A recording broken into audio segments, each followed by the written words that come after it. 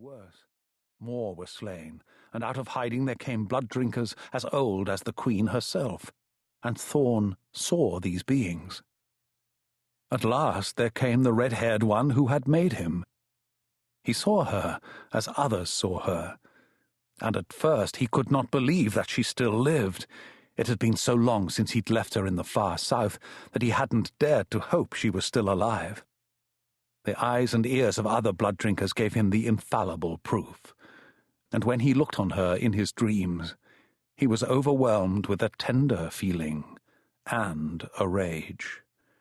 She thrived, this creature who had given him the blood, and she despised the evil queen, and she wanted to stop her. Theirs was a hatred for each other which went back thousands of years.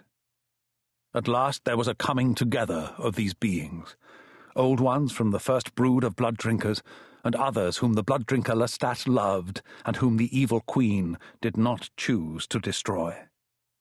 Dimly, as he lay still in the ice, Thorn heard their strange talk, as round a table they sat, like so many powerful knights, except that in this council the women were equal to the men. With the queen they sought to reason, struggling to persuade her to end her reign of violence, to forsake her evil designs.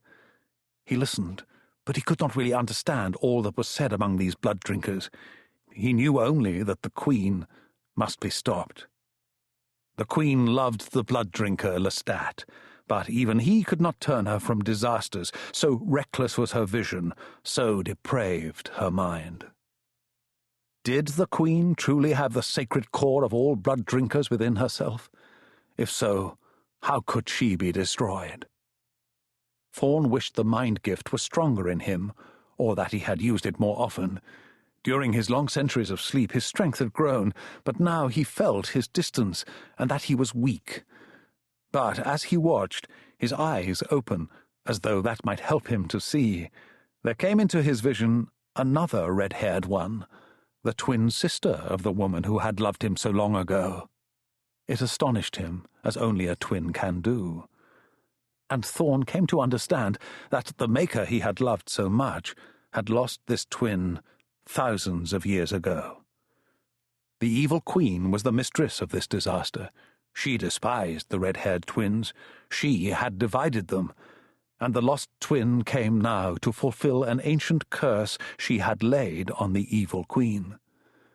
As she drew closer and closer to the queen, the lost twin thought only of destruction.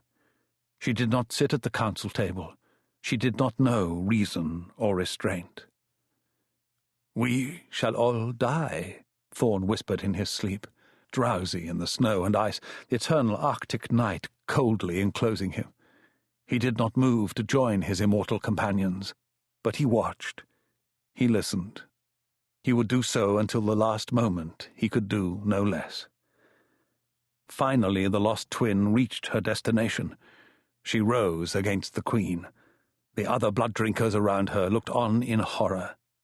As the two female beings struggled, as they fought as two warriors upon a battlefield, a strange vision suddenly filled Thorn's mind utterly, as though he lay in the snow and he were looking at the heavens. What he saw was a great intricate web stretching out in all directions, and caught within it many pulsing points of light. At the very center of this web was a single vibrant flame. He knew the flame was the queen, and he knew that the other points of light were all the other blood-drinkers. He himself was one of those tiny points of light. The tale of the sacred core was true. He could see it with his own eyes. And now came the moment for all to surrender to darkness and silence. Now came the end. The far-flung, complex web grew glistening and bright. The core appeared to explode, and then all went dim for a long moment, during which he felt a sweet vibration in his limbs, as he often felt in simple sleep, and he thought to himself, "Ah, so now we are dying, and there is no pain." Yet it was like Ragnarok for his old gods, when the great god Heimdall, the world brightener, would blow his horn, summoning the gods of Aesir to their final battle. "And we end with a war as well," Thorn whispered in his cave. But his thoughts did not end. It seemed the